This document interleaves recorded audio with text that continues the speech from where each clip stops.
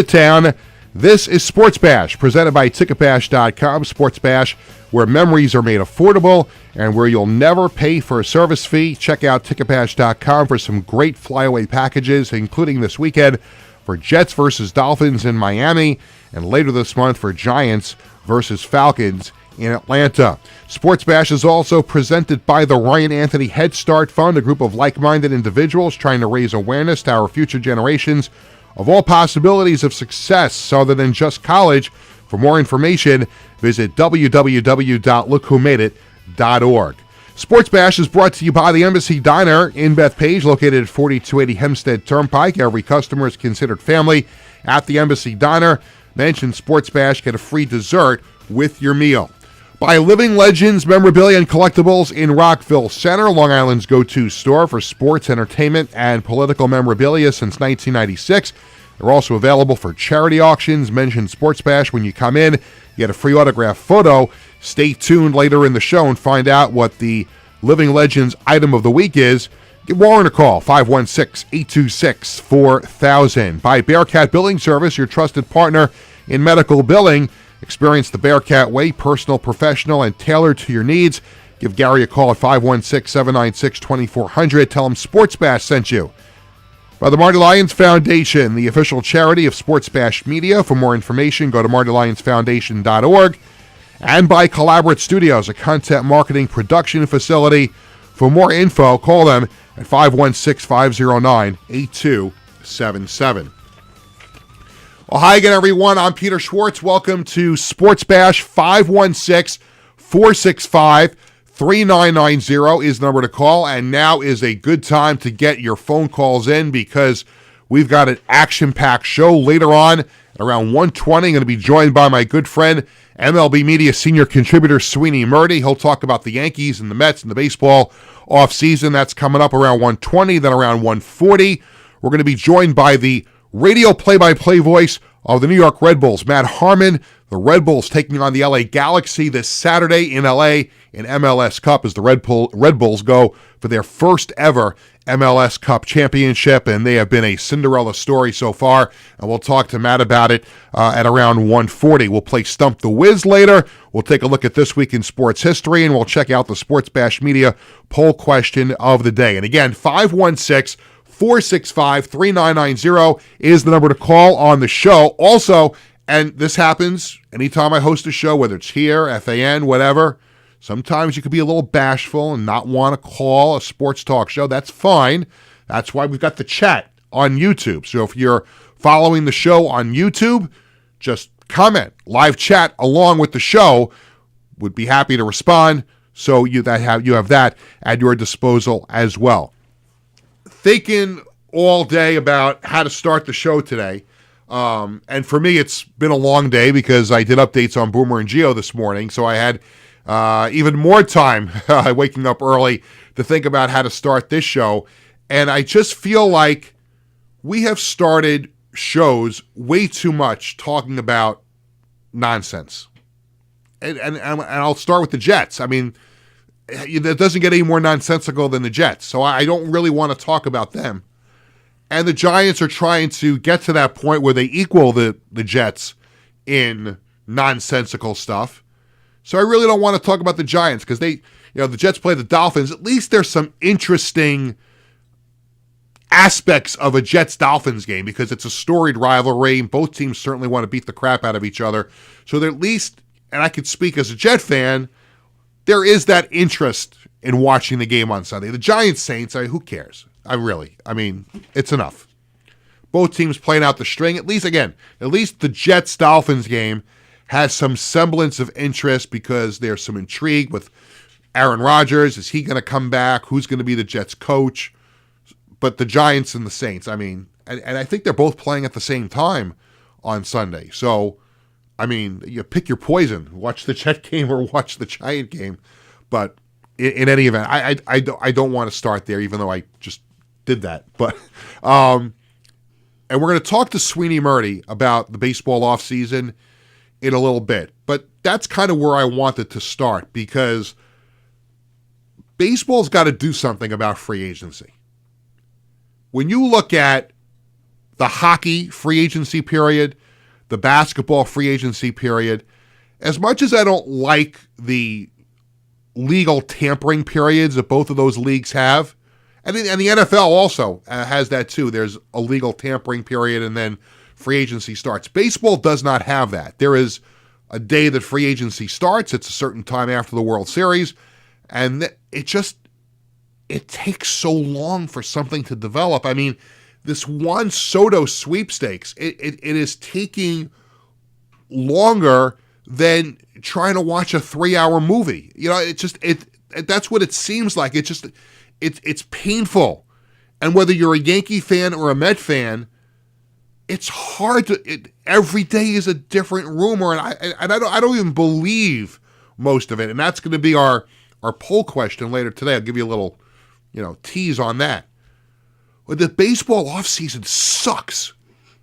It really has turned out to suck because you're waiting and waiting, and none of these other big things are going to happen until the first shoe drops, and that's Juan Soto. We did have Blake Snell. I think the pitching side of things is a little bit different market than Juan Soto. But Juan Soto is holding up all of these other things from happening. Where's Pete Alonso going to go? Where's Anthony Santander is going to go? A whole bunch of other things are waiting for Juan Soto to make up his mind.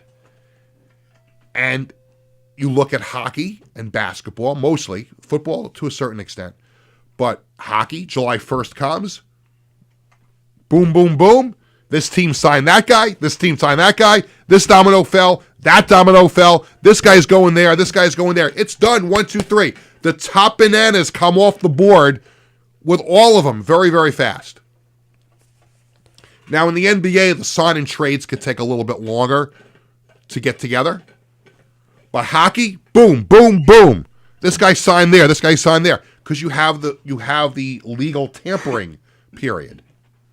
Which is kind of silly in of itself, because if you can legally tamper with a player, why can't you just sign the player right then and there?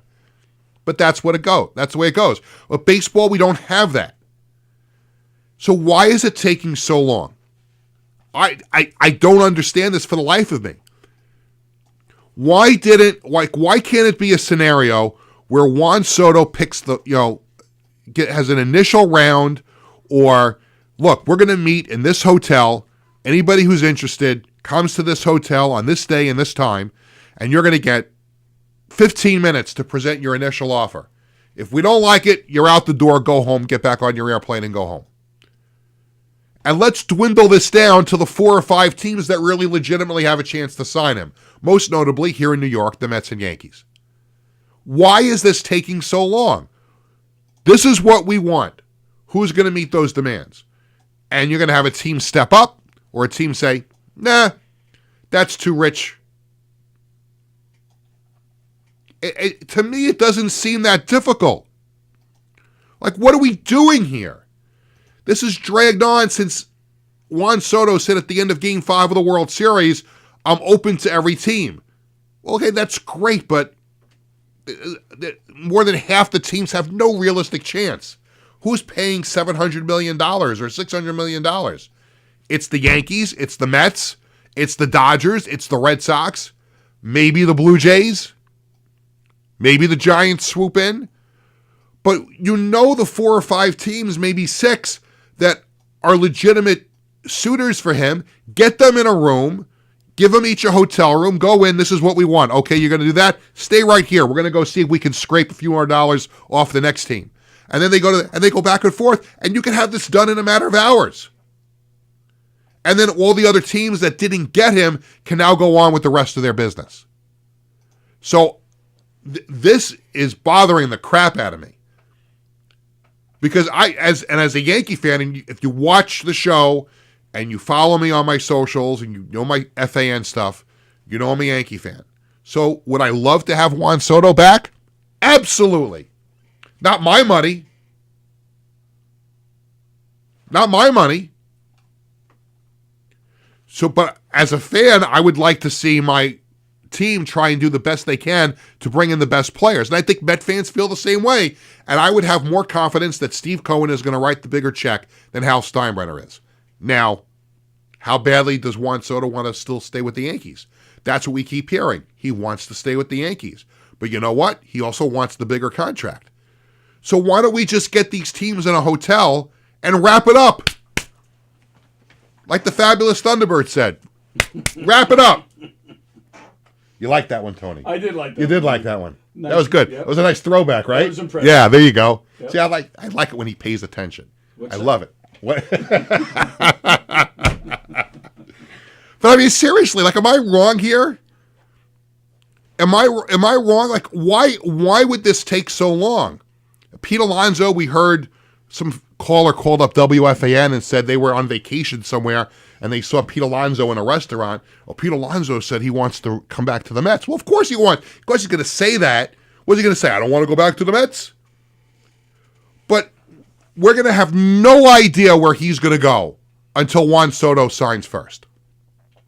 Now, we think it's going to happen before the end of the week or this weekend because the winter meetings are coming up, and you would think it's going to get wrapped up before then, but it's just, it's stupid.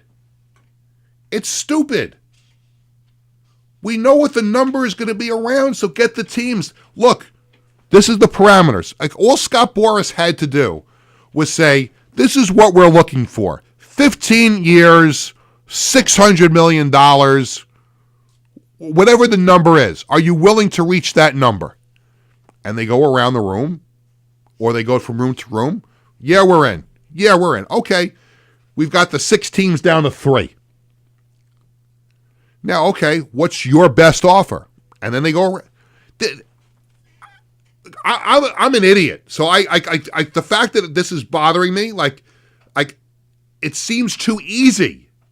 It seems too easy, but it's taken weeks.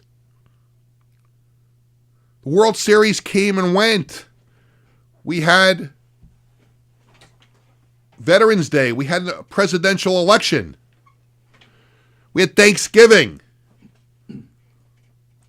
We had a surprise little mini concert from Mike Del Giudice last week here on the show. All this happened, and Juan Soto's still out there.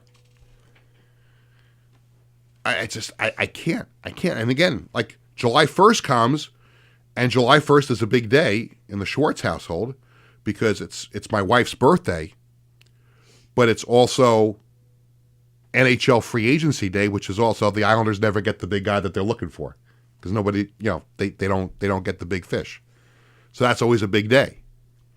Oh, and by the way, July 1st is also the birthday of WFAN too. So that's celebrated every year. So a lot happens on July 1st, but from a sports standpoint, the big fish go 1, 2, 3. They go. This guy goes here. This guy goes there, and it's done.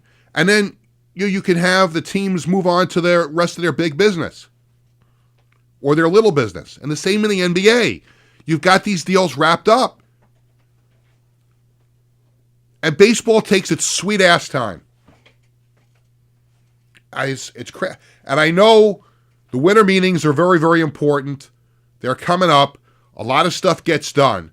But if Juan Soto doesn't sign before the winter meetings, you're not going to see much happen. You may see some minor moves, but you're not going to see the big fish. You're not going to know where Pete Alonso's going. Again, maybe that's just me being old-fashioned, but I don't remember free agency taking this long amount of time. It's an arduous process, and it shouldn't be, because Scott Boras and Juan Soto know what they're looking for, and it would be very easy to narrow this down to where they need to get it down to. Having said that, I took a long, I didn't pay attention to ways. I took the long way to get to my ending point. I still think Juan Soto is going to be a Met. Now, could the Yankees swoop in? Maybe they do. I've said it from the beginning. I said it from the moment Game 5 ended. Juan Soto has played his last game with the Yankees. That's what I think. I don't know anything. I'm not an insider. But that's what I think. And if he doesn't come back to the Yankees, that's okay. The Yankees say they have a plan B, and they do. There's still other big fish out there. The Yankees can be just as good a team, if not better, without Juan Soto than with him. He had some big hits. He took them to the World Series with that home run in Cleveland. But they could, if they're willing to spend $600 million on one player, then okay, and this is where I want to see Hal come through. If they don't bring back Juan Soto, if he chooses to go elsewhere, you had committed $600 million or whatever that number is. Let's now take that $600 million, and I'm using it as a round number, but let's now take that and spread it around 3 or 4 players that are going to help you get better in 2025. And if you're the Mets, it goes to the same thing for Steve Cohen. If you're going after Juan Soto and you don't get him, you've got that money that you pledged to him to go around, go bring back Pete Alonso, go get that guy, go get this guy, and make the team better than the team that went to the NLCS. So it could work for both teams, whether they get Juan Soto or they don't. If you're committed to that money, then spend the money. Well, we didn't get Juan Soto, so now we can take that money and we can just build more luxury boxes. No. Take that money and go out, and if you don't get free agent A, get free agent B, C, and D, or C, D, and E, whatever that might be. That's how this has to work. Because this past baseball season was too good here in New York to flush it down the toilet for either team. For either team. Again, 2000 was fantastic in general because we had a Subway Series. I mean, I sweated it out because I was as nervous as you could be as a Yankee fan in the Subway Series. But how awesome was that for New York? Baseball is king in New York. I know the NFL people say NFL has passed baseball in notoriety and popularity around the country, but in New York, it's all about baseball. And we had a special year. And I just hope that special year continues for both teams in 2025. When we come back on the show, we're going to talk more baseball. My good friend, Sweeny Murti, MLB Media Senior Contributor, my former co-worker at WFAN. We're going to talk about the Yankees and the Mets off-season. Later on in the show, we're going to have Stump the Wiz. That's down the pike a little bit there. But Matt Harmon, the Red Bulls radio play-by-play voice, is going to join me at around 1:40. But coming up next, Sweeny Murti, MLB Media Senior Contributor. We'll talk more about the baseball off-season. That's coming up right after this.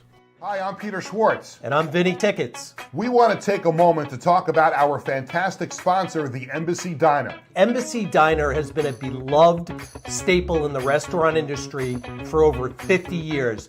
And the great thing about it is when you walk through the door, you're not a customer, you are family. Every visit promises to be filled with warmth, love, and respect. And here's an extra treat. If you mention Sports Bash during your visit, you enjoy a free dessert on the Embassy Diner. Come on down to the Embassy Diner, where great food and great company are always on the menu. Visit the Embassy Diner, located at 4280 Hempstead Turnpike in Bethpage. In 1982, the Marty Lyons Foundation began with a single heartfelt mission: to bring moments of joy and hope to critically ill children by granting wishes that make their dreams come true. Since that day, we have touched the lives of over 8,500 families, raising over $43 million to grant wishes that offer a beacon of light in their darkest times. These precious wishes cost an average of $6,700 each, and your support is crucial to our mission. Every donation, big or small, makes a difference. And with 76 cents of every dollar going directly to supporting our families, you can rest assured your support truly changes lives. The Marty Lyons Foundation operates 11 chapters in 14 states now, working tirelessly to reach as many children as we can.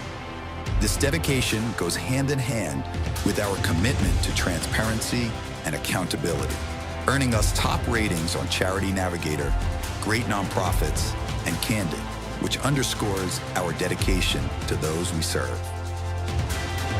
The Marty Lyons Foundation grants wishes to children ages 3 to 17, And what really makes this foundation so special is our willingness to grant not only a first wish, but also consider a second wish to a child who continues to battle a life-threatening illness. We stand by these children, offering them hope and strength through the power of dreams, giving our children the courage to wish for more.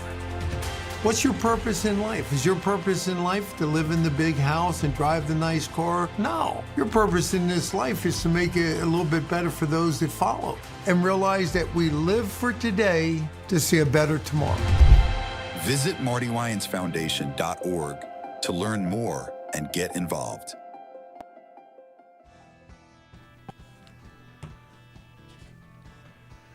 Welcome back to Sports Bash, presented by TicketBash.com. I'm Peter Schwartz. Thanks for joining us on this Thursday. We are awaiting MLB Media senior contributor Sweeny Murti. We're waiting on him. We'll have him in just a moment, we hope.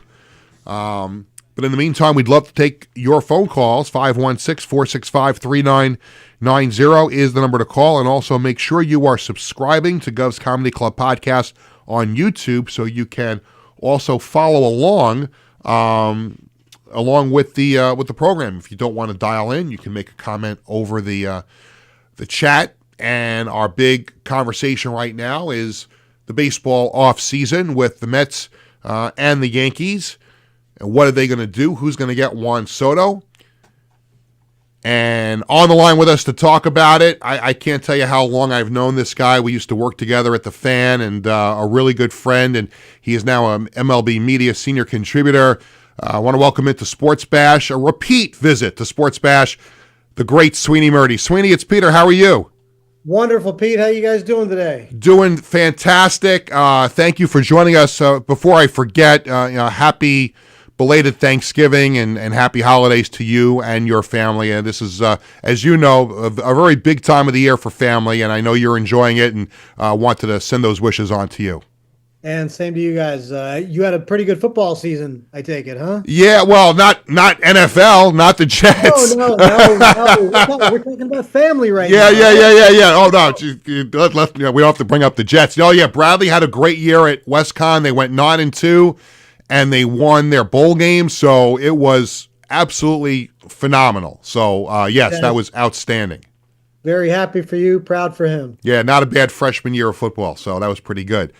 Talk to me about the off season. And I know you're not as into the breaking news thing as you were when you covered the Yankees for FAN, but just your observations on how free agency is unfolding in baseball right now. Obviously, we're waiting for the Juan Soto domino to fall, but what's your overall feeling on how the free agency landscape is shaping up? Yeah, I mean, I think it's probably a little bit better than in years past when somebody like Soto might have waited. I mean, remember we had the year Bryce Harper, Manny Machado went into spring training had started, and those guys hadn't signed yet. Looks like Juan Soto is going to be done here within the next week, I guess, from what people are saying. So that would really, I think that's exciting. I think that's something that really gets people going.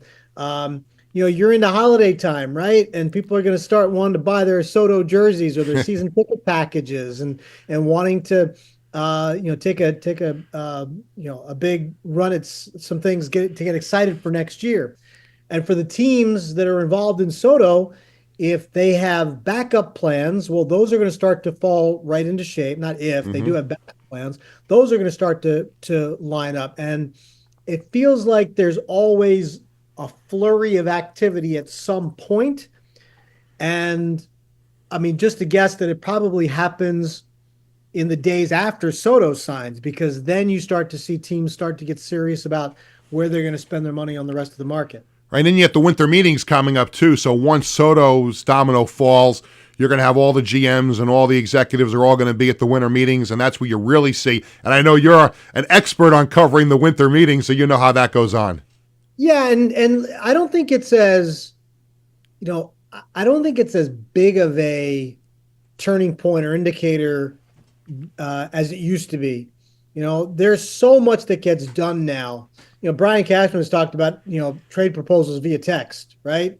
Like that kind of stuff happens all the time. Now, the free agent stuff, there's a lot of parts to move when you're talking about that kind of money.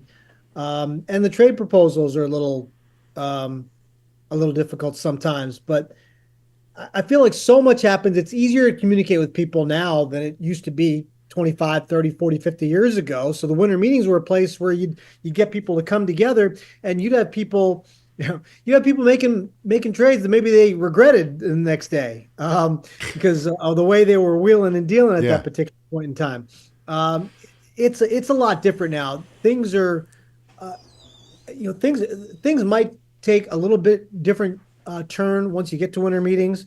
But I think really the thing that gets things moving is getting a big name off the board. And I think that was the complaint a few years ago with that year I mentioned with Harper and Machado. You had those teams that were waiting for him.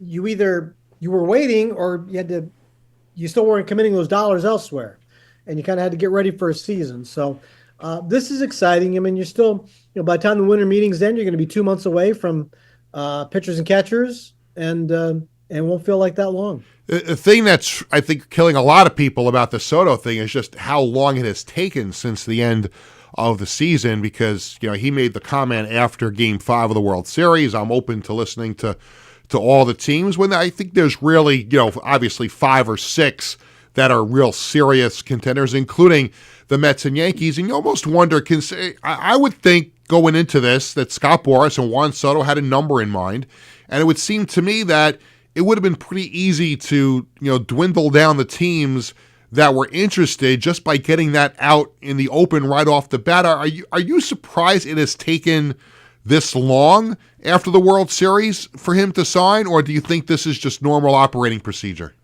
I don't think it's taken that long at all. No? Go back and think about, the one that really started to push it, and it was a Scott Boras client, Carlos Beltran signed after New Year's.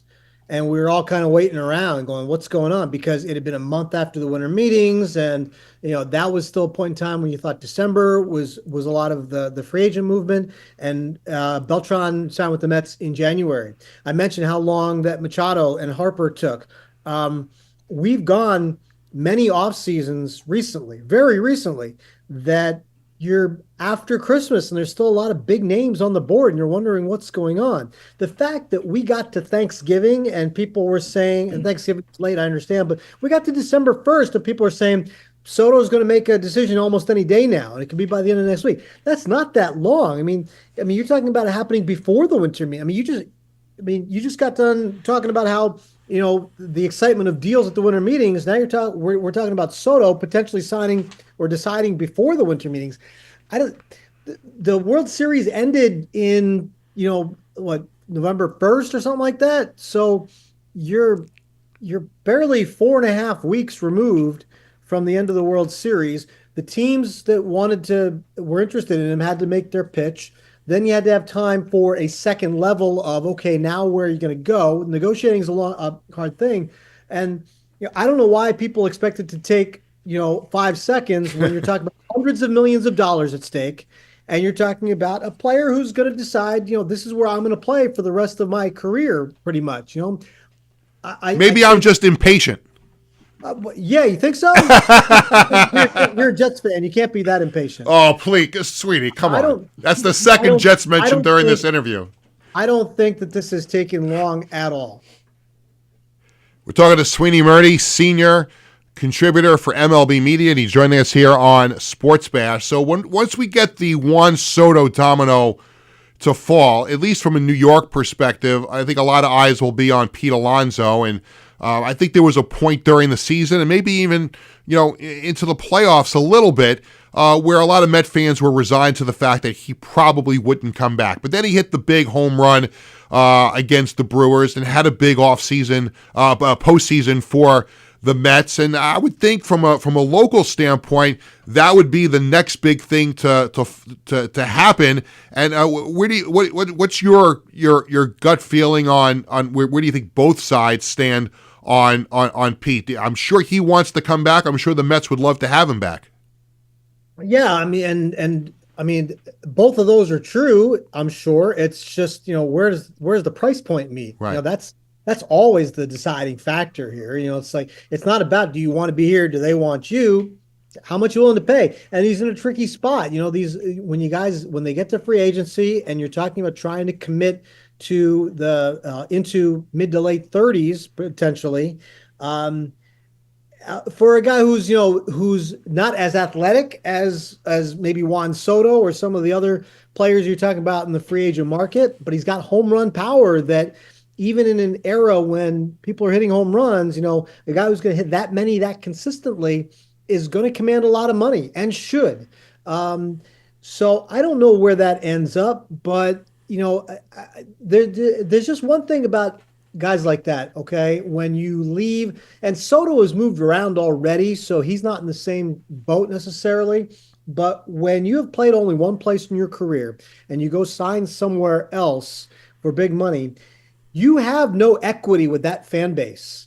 They have not seen you do a single thing in their uniforms. So there's pressure on you right away to put up big numbers, to perform, and to probably over deliver, rather than just perform. If you're Pete Alonso, the Met fan base offers you a lot of equity and expectation for what you can do. So is that comfort level enough to make the difference between whatever the asking price and the offer is? Don't know, but that's something for him and his family to decide, and see where the career goes. But they're in the these are the guys that are in this tricky spot when you're towing 30 and around that line, and will your contract and your body age gracefully? And many cases it doesn't. But I think teams know that going in, because you're paying for right now. You're not paying for 6, 7, 8 years from now. I mean, you want the guy he's in his peak right now, so you're trying to get the most out of that and put yourself in a situation where you can win in the immediate future when you sign a guy like that. I think one of the most fascinating names on the free agent market is the Japanese pitcher Roku Suzuki. And the interesting thing about him is that he doesn't fall under the regular free agency regulations in terms of big money because of his age. I mean, he's going to have to come in at a young entry level type of contract, and I think that opens up the market for him, because if he was coming in as a regular free agent, you'd look at the Dodgers, you'd look at the Yankees, look at the Mets and the Red Sox. But the fact that he's going to come in on an entry-level type of contract really opens up the market to some of the other maybe mid-size or even small market teams. What are your thoughts on Suzuki? Because he seems to be a fascinating story to cover.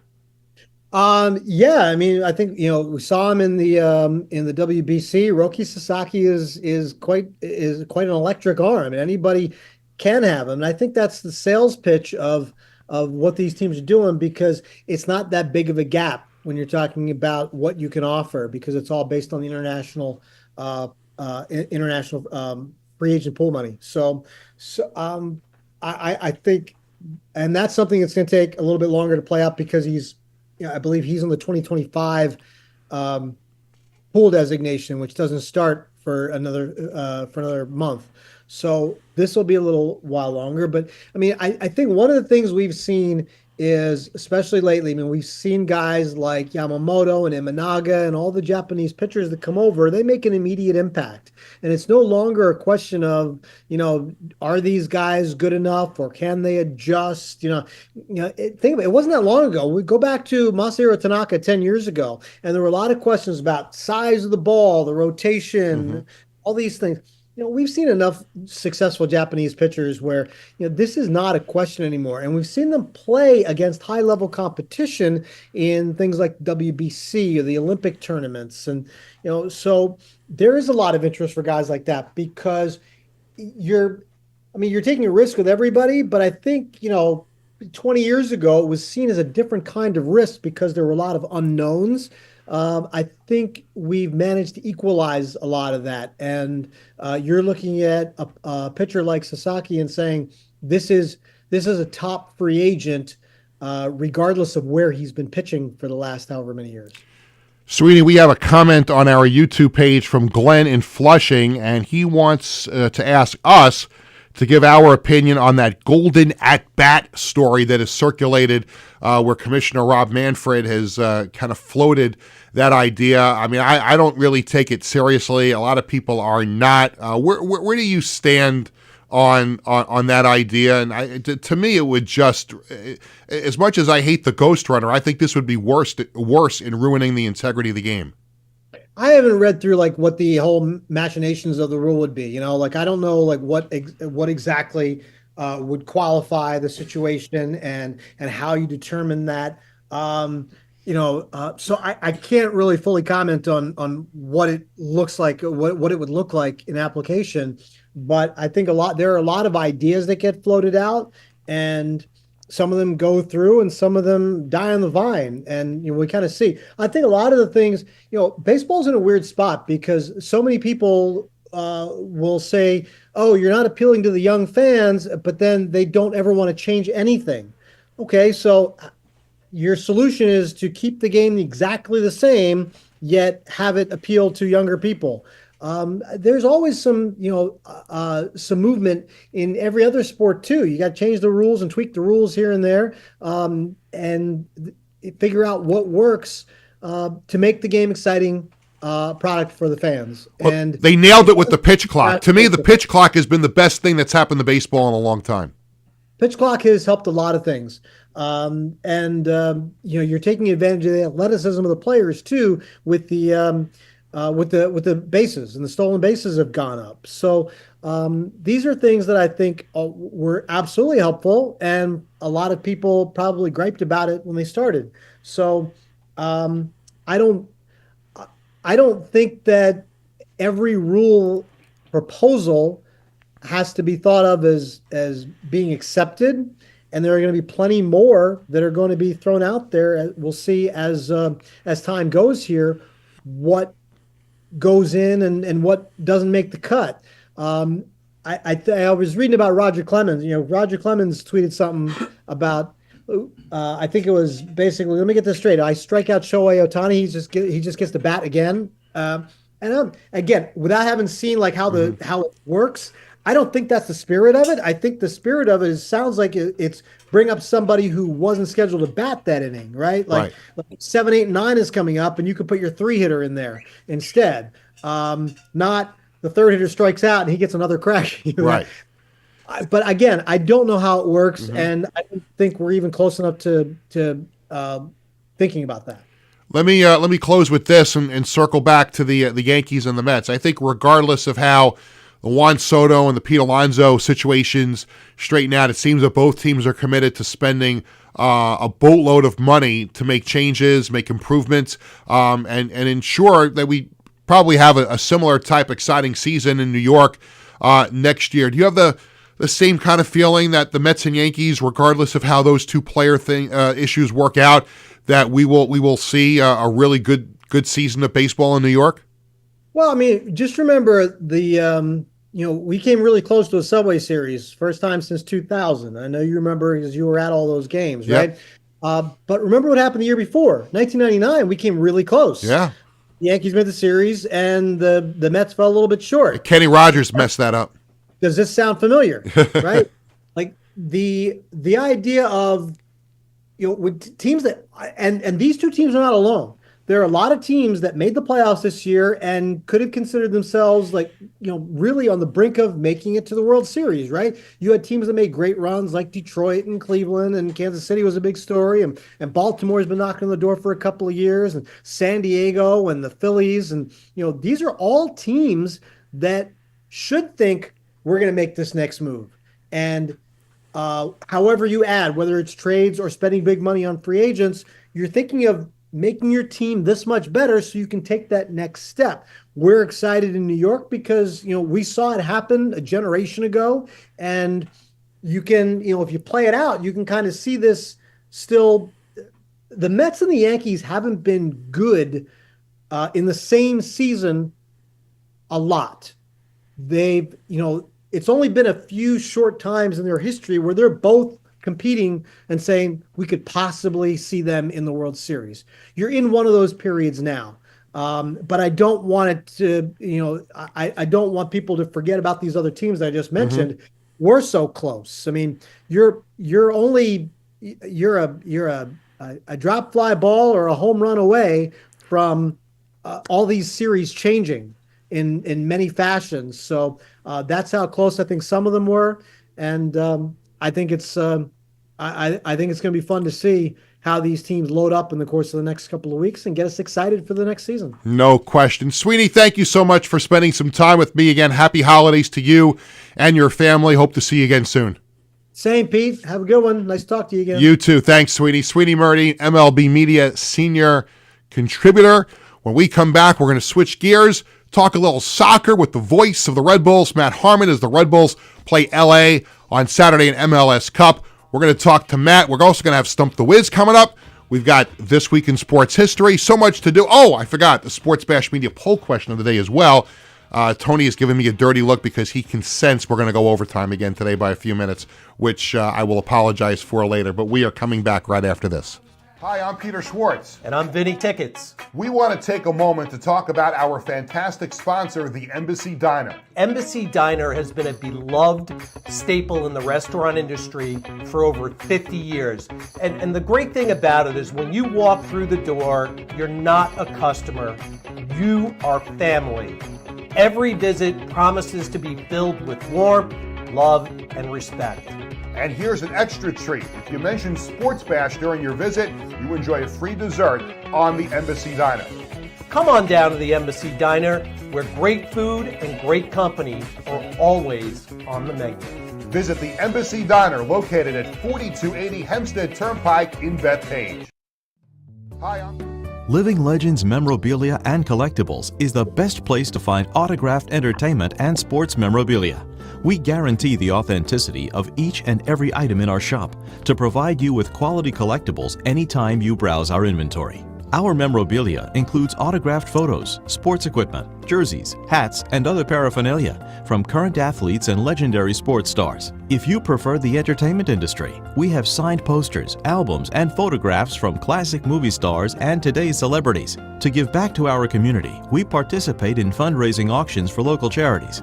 Call us today to request a specific autograph, find a special gift for someone else, or schedule an event. Living Legends Memorabilia and Collectibles.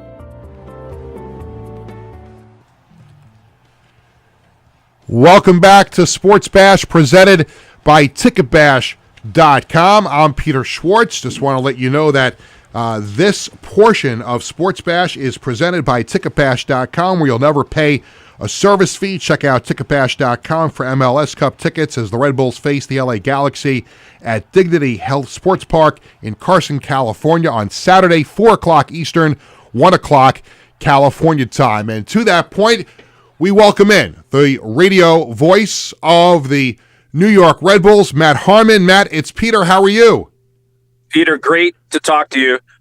And I'm super excited to be on the show, number one. And it has been a dream run for this New York Red Bull team. We need one more to bring home an MLS Cup for the first time in franchise history. It certainly looks, Matt, like Cinderella has found a new home in Harrison, New Jersey.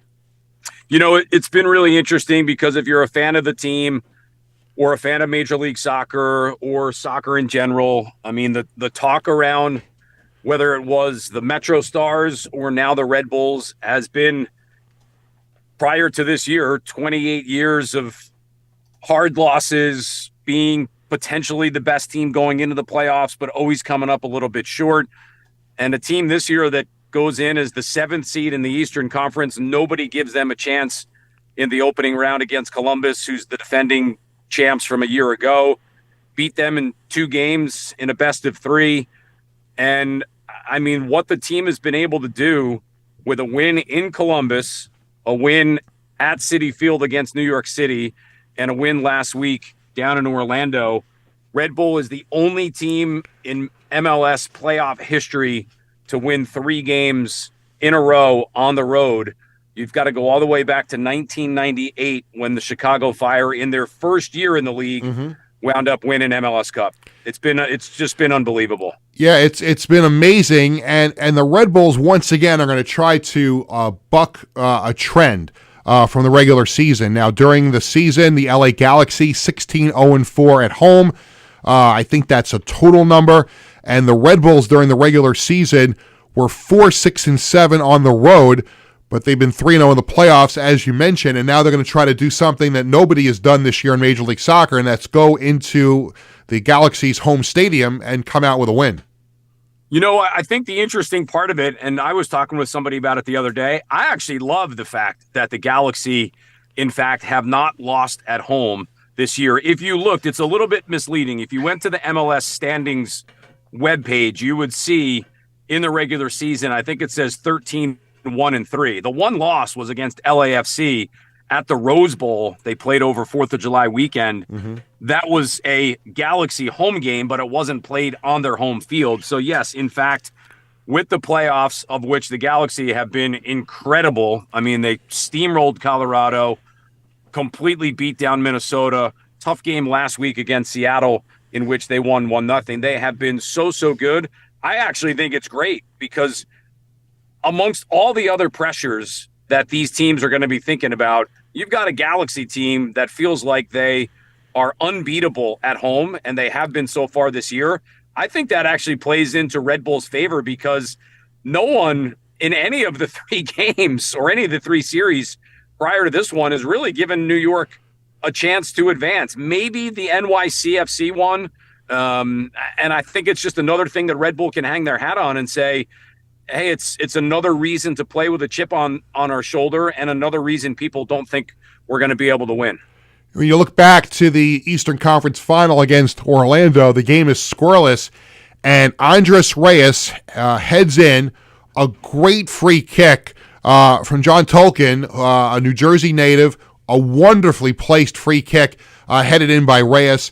That moment happens, and it just seemed like it was just a delirious feeling on the Red Bull sideline and on the field that, hey, we've just slayed another dragon here on this Cinderella run. And there's no reason, Peter, to me, to think that it can't happen again. You know, it's not, and it hasn't been in any of the 3 series. Columbus, I know the second game you won in a PK shootout. I mean, that can always go anyway, but the road game against Columbus, the road game against New York City, the road game against Orlando, to me, Red Bull in all 3 of those games has shown themselves to be the better team. It hasn't been one of those age-old stories of, you know, soccer sometimes can be a bit of a weird game, or football, depending if you're looking at it worldwide, can be a little bit of a weird game. You can get outplayed for 90% of the game, but if you get one good ball in and you take advantage of that one opportunity, that's not been the case for this Red Bull team. They have realistically outplayed all 3 playoff opponents in a majority of the game. They've been the better team, and I can't come up with a reason to think that they can't do it again Saturday in Los Angeles. And you know, Matt, we're talking to Matt Harmon, the play-by-play voice of the Red Bulls and the LA Galaxy and MLS Cup on Saturday. I read something online the other day, and this annoyed me a lot because I think this is just sour grapes, but somebody, I don't know if it was a writer or a blog person or whatever, maybe you saw it too on X/Twitter, but somebody posted that it was not fair that the Red Bulls, with the season that they had, it's not right, I think was the actual word, that they get a chance to play for the championship and better teams don't get that opportunity. And I'm like, you know, that's too flippin' bad because, like, you know, the defending champions had a chance to knock the Red Bulls out and they didn't do it. And then Orlando had a chance to knock the Red Bulls out on their home field. They didn't do it. So I don't get the sour grapes from people about this. No, I've seen that as well, Peter. And that's been, I mean, listen, since Red Bull bought the team when they did mid-2000s, I mean, it's always kind of had that stigma of corporate giant owning a sports team. Clearly the franchise sometimes is not the most liked, and that's fine. That part of it I have no issue with. What I do take issue with is that I mean, I saw some of those posts as well. Most of them, ironically, were from Miami, who in theory had the best team during the course of the regular season, and they got knocked out in their opening round playoff match against Atlanta. So, I mean, listen, that would be like so 2 things that popped to mind. That would be like saying a team in the NCAA tournament in March Madness, well, if you're a low seed, you should just bow out come Sweet 16, whether you can continue to make a run or not, because you didn't have a great regular season. That's Right. number one. And then number two, if you want to use that argument that, hey, we were the best team during the regular season, we should be able to say we're the best in Major League Soccer, that would be okay with Red Bull as well, because then they would say we've been the best team, put 3 stars over our crest because they won the Supporters Shield in 2013, 2015, and 2018. Right. But in none of those years when they were playoff favorites, were they able to navigate the waters of MLS Cup. The best team doesn't always win the Super Bowl. The best team doesn't always make the NBA Finals. The best team doesn't always win the Stanley Cup or the World Series. It's the way life is in sports here in the United States. If you can get hot at the right time, which Red Bull clearly is right now, you have a chance to say, we are MLS Cup champions. It doesn't necessarily mean you're the best team overall in totality of the season, but you are the team that is left standing at the end of the year, and that has a lot of meaning here in the United States. The Galaxy with a big injury. Puig, their outstanding midfielder, is out with a torn ACL. How does that affect the Galaxy in this game, and do they have enough to compensate for him? I mean, they are loaded, obviously, from an offensive side of things. So not having Ricky Puig, I mean, you know, anybody that doesn't play with their best player, you're going to be hurt from a tactical side of how you want to do it. Does it help Red Bull? Clearly it does, because that means that you're going to second, third options. Does it change how Greg Vanney and the LA Galaxy want to play? I don't know the answer to that. You know, there's been some that says, well, Puig missed a couple games during the course of the season and the Galaxy played okay without him. I mean, that's a really small sample size, and you are literally taking the best player on your team off of your team on the game's biggest stage here in the United States with MLS Cup. Do they have enough to still make life very difficult for Red Bull's backline defensively? Without question. Mm-hmm. Gabriel Peck has been fantastic during the course of the regular season and through the playoffs. They've got weapons all across their front three, but not having Puig play, that is a big deal for the Galaxy. And I think the question that nobody will really know the answer to until Saturday afternoon is, does that change how the Galaxy try and play? Matt, last thing, where would the parade be if the Red Bulls win? Is it going to be in Harrison? Do they have a celebration at the stadium? What do they do? I've been told a little bit, Peter, that there could be multiple locations. I don't want to give too many details away. I don't know that anything has been fully confirmed, but I think there could be a variety of locations where there could be some celebration. And listen, I mean, Red Bull and New York City are huge rivals back and forth. It's good for soccer overall in the metro area if you have a team that wins. It was good for New York City when they won over the COVID year. I didn't like that. I didn't care for it. It would be great for the metro area if Red Bull finally is the team at the end, because it pulls people back together just from a standpoint of soccer is important in this part of the country. And let me just also acknowledge how great the Red Bulls organization has been this week. They are paying for tickets for the supporters to go to the game. They are giving them a voucher, a transportation voucher, to help them get to LA for the game. They are also flying, as I understand, a big chunk, if not all of the staff to LA for the game. They have really stepped up here for their fan base and for the entire organization to celebrate this trip to MLS Cup. Peter, as far as I know, and I can't say that I've gone back over 28 prior years to see what other teams have done, this is unheard of and an amazing job by the Red Bull organization and front office. I mean, sometimes they take the brunt of some fan feedback back and forth.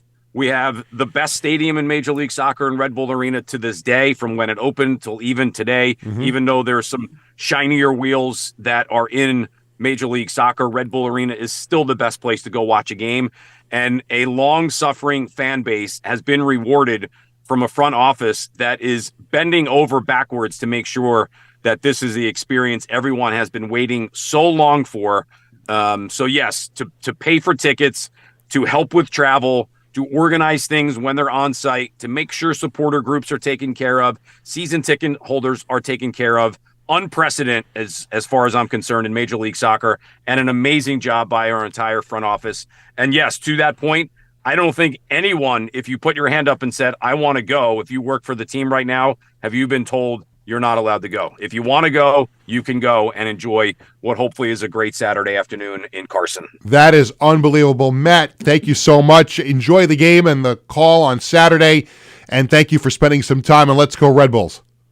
Peter, I appreciate it. Let's go Red Bulls indeed. Hopefully everyone's tuning in, whether it's on Apple or Fox. And, please, as selfish plug, don't forget you can listen to Steve Jolly and I on Red Bull Radio. You get the local call that you can sync up with one of the TV broadcasts as well. Thanks for having me on, Peter. It was great to catch up. Yes, absolutely, and good luck on Saturday. Matt Harmon, radio play-by-play voice of the Red Bull. That's the great thing with Apple TV. What they did with Major League Soccer is that not only do they have their TV announcers, but if you are a fan of a certain team, as he mentioned, you could sync up the local team's broadcast with the TV. Could you imagine if that was possible in the playoffs? We wouldn't have had to listen to Bob Costas do the Yankee games.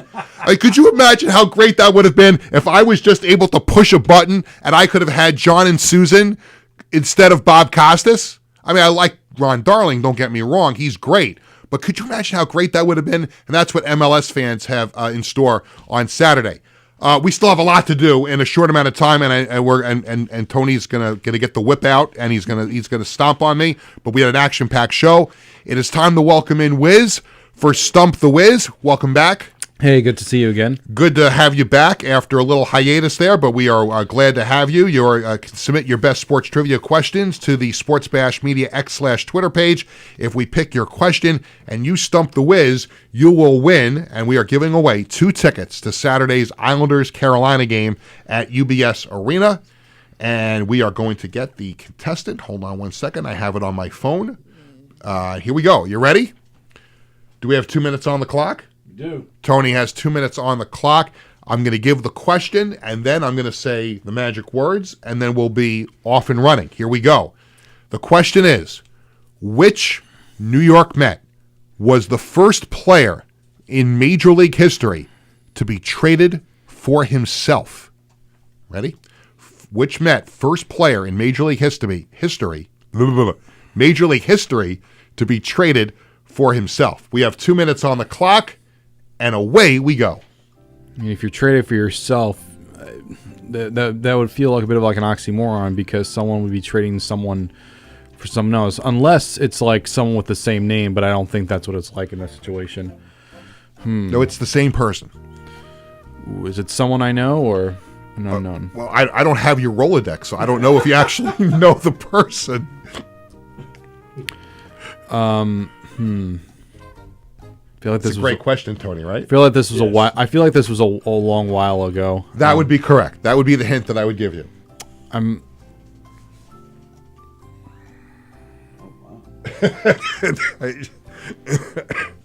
just showed Tony the answer. He's like, "Oh wow." Yeah. Mm-hmm. Yeah, I feel like this is an old 1960s or 70s kind of guy. I have to rely on. Oh, I can look up at the clock. Well, that's delayed. That's there up there. I got it here. You're just about at a minute. Just about a minute to go. I feel like he was on the 1969 championship team. There's just a part of me that feels like that was the case. That would be incorrect. Okay, so you're in the right decade, though. Okay, so someone from the 60s. I assume it's someone that it's probably less known. Maybe he was an all-star once or twice, but not someone in Cooperstown. By the way, I forgot to mention the contestant's name is George Monacastro from Bayside. George Monacastro. Yep. 30 seconds. 30 seconds to go. We are looking for the first player. It was a Met. First player in Major League history to be traded for himself. I wonder if Glenn from Flushing knows the answer to this question. He could. He's a big Mets fan. By the way, I just got a text from Warren at Living Legends. Apparently, excuse me, dealing with a little bit of a sore throat. Cleon, maybe? Luis Severino's now in Oakland A. Oh, wow. Yeah. Oh, wow. Did we hit 0 yet? Now. Right now, 0. Sorry, you were stumped. Congratulations, George Monacastro from Bayside.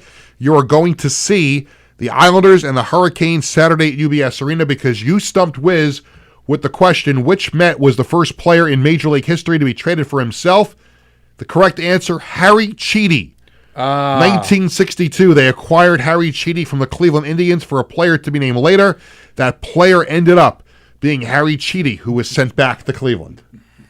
There you go. I had a feeling it was like early 60s, somewhere in the... I just had a feeling it was somewhere in the 60s. I just had a feeling about that. But Yep. How about this week in sports history? We'll take a whack at that. Back in 2023, Caitlin Clark, now with the Indiana Fever, at this time when she was in Iowa, she surpassed the Big Ten triple-double record following her performance against Wisconsin. And, of course, we all know how important she's been for college basketball, also just for the women's game for the WNBA. And I think she's already on her path to be someone will be in Springfield when her time comes. I know it's early. I think you can write that reservation out right now. Yeah, I'm very excited for that. I'm obviously looking forward to it, but I think she's eventually going to have herself a championship ring on her finger. And, hey, what a legacy she's already left behind, and it's barely even begun. No question about it. Good job. Thank you very much, and we'll have you back next week for another edition of Stump the Wiz. It's time for the Sports Bash Media poll question of the day, presented by Living Legends Memorabilia and Collectibles at 124 South Long Beach Road in Rockville Center, Long Island's go-to store for sports, entertainment, and political memorabilia since 1996. They're also available for charity auctions. Give Warren a call at 516-826-4000. Before we get to the question, we want to tell you the item of the week at Living Legends is this really, really cool Jalen Brunson of the Knicks autographed 8x10 photograph. It's framed. Really, really nice piece. And if you want more information on that, you can give Warren a call again at 516-826-4000. Here is the Sports Bash Media poll question of the day. Do you trust any Juan Soto information that is reported until he actually signs with a team? Yes or no? I don't. What do you? No, I do not. I believe who may be interested in him, like, Yankees, Mets, but I'm also hearing the Giants, the Red Sox. For all you know, he could end up playing for, the Pittsburgh Pirates. I think he's got a better chance of playing for the Savannah Bananas than the Pittsburgh Pirates. Tony, what are your thoughts? Do you believe all these rumors every day? I don't believe all of them, but I do enjoy reading them, and I enjoy the suspense during the winter of trying to figure out. So you're not as impatient as I am. Not at all. Not at all. Well, we'll see. I still think he's going to be a New York Met. Let me take care of some business here. We're going to let you know that next week on Sports Bash, next Thursday, December 12th, we're going to have an in-studio guest, and I am really looking forward to this. Former Jets defensive back Bobby Jackson is going to be in studio with us the day before ESPN airs the 30 for 30 on the New York Stock Exchange. Now, you're saying, well, Bobby Jackson was not on the Stock Exchange. He was a defensive back. Yes, that's true. But he was on that defense. He was in that locker room, and he can speak volumes to what that group was. Marty Lyons, Mark Gastineau, the late Abdul Salam, and Joe Klecko. I mean, that is going to be a great show on ESPN next Friday, and we will talk about it with Bobby Jackson next Thursday in studio. We are efforting a member of the Stock Exchange for next Tuesday. Stay tuned to that. Coming up on Tuesday, December 17th, I'm looking forward to this. We're going to start doing this. We have to come up with a name for this type of thing that we're going to do. But the initial thing is going to be called FOP, Friends of Peter. I don't know if that's going to stick, but from time to time, I'm going to invite a friend of mine from the business to sit in with me for the hour and host the show. We're going to do that for the first time on Tuesday, December 17th. My good friend, Amy McGorry from News 12. She's also Dr. Amy McGorry, so she's a physical therapist. She writes medical articles for FoxNews.com. She's an instructor at LIU. We've known each other for years, and she does sports and news at News 12. And I think that's going to be a great hour with Amy sitting in here. We're going to have a lot of fun, a lot of laughs, go down memory lane a little bit and talk about everything that's going on in the world of sports. That is coming up December 17th. Now, also, and if you're keeping score at home, and I know you are, no show on Christmas Eve, December 24th, and no show on December 26th. We will be doing a show on Friday, December 27th at 1 o'clock. Our regular time, just a day later than our Thursday show. That's Friday December 27th, and then we'll be back again, stay back on schedule starting on Thursday, January 2nd. So that's the upcoming plan. Looking forward to it. That'll do it for this edition of Sports Bash, presented by Ticketbash.com. Thanks to Wiz for stopping by. Thanks to my guests, Sweeny, Murti, and Matt Harmon. Thanks to Wiz. I had it in the, I don't know why I started with you. I had it in the paragraph. I just was impatient. Just like the Juan Soto thing, I was impatient to mention your name. Thanks to Tony Walker and everyone here at Governor's Comedy Club in Levittown. Sports Bash is presented by Ticketbash.com and the Ryan Anthony Head Start Fund. Sports Bash is sponsored by the Embassy Diner in Bethpage, by Living Legends Memorabilia in Rockville Center, by Bearcat Building Service, the Marty Lyons Foundation, and Collaborate Studios. For our entire crew, I'm Peter Schwartz saying thank you for watching. Sports Bash returns Tuesday at 1 o'clock. I'm going home to have a bowl of soup. Have a great weekend, everyone.